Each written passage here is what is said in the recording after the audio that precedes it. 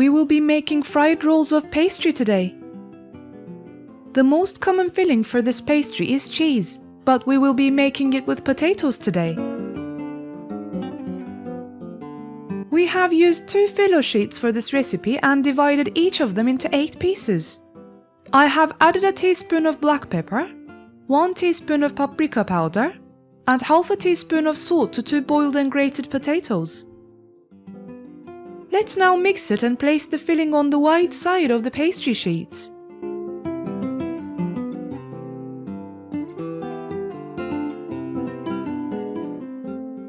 Now let's roll it up as seen and make the tip stick to the rest of the roll by applying a drop of water on it.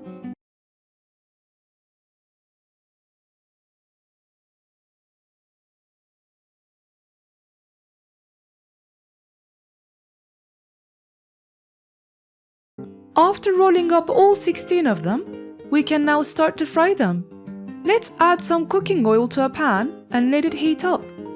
When the oil reaches a high temperature, it will prevent the pastry to absorb too much of it. Do not forget to turn them around to let all sides cook evenly.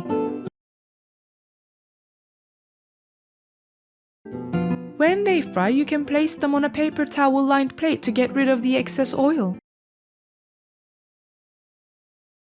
This recipe would serve up to 2 people if served as a main course.